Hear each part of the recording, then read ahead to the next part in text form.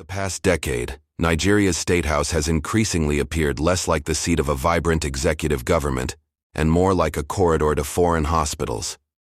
The frequent overseas medical trips of national leaders have sparked growing concern about the physical capacity of those entrusted with the enormous responsibility of leading Africa's most populous nation. During his time in office, former President Muhammadu Buhari's repeated and prolonged medical stays abroad raised national debate about transparency, continuity of governance, and the state of Nigeria's own healthcare system. Many Nigerians questioned why leaders who preside over a struggling domestic health sector consistently seek treatment in Western countries funded by public money. Now, similar worries are being voiced under President Bola Ahmed Tinubu.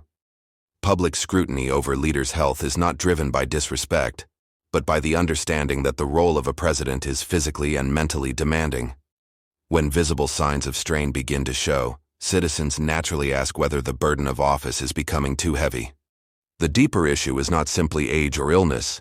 It is the political culture that refuses to make room for transition.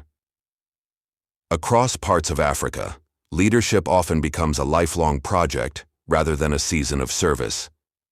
Teodoro Obiang Nguema Mbasogo of Equatorial Guinea, 82 years old, has ruled since 1979. Paul Biya of Cameroon, 92 years old, has been president since 1982 and is the world's oldest non-royal leader.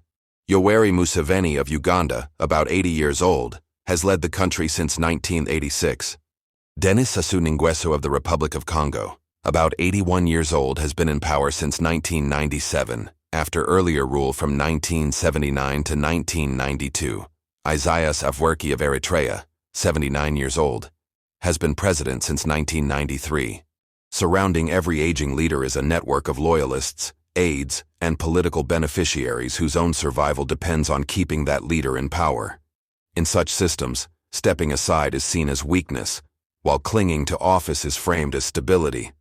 But true leadership sometimes means knowing when to let go. In other parts of the world, we have seen leaders acknowledge personal limits and make way for the next generation, placing national interest above personal ambition. That culture of institutional strength over individual power remains a lesson many developing democracies are still struggling to learn.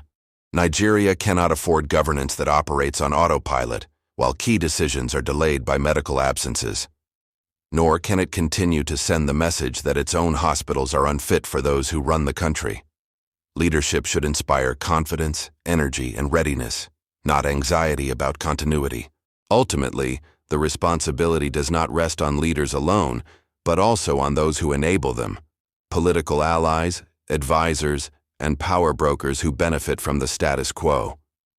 A nation moves forward when institutions are stronger than individuals, and when public office is treated as a duty, not a possession. As Nigeria looks toward the future, the hope among many citizens is not rooted in personalities, but in renewal. A system where capable hands are prepared, trusted, and allowed to lead when the time comes. Please like and share this video so it can get to all concerned Africans to reawaken our consciousness. Subscribe to my channels, and don't forget to share your views in the comments.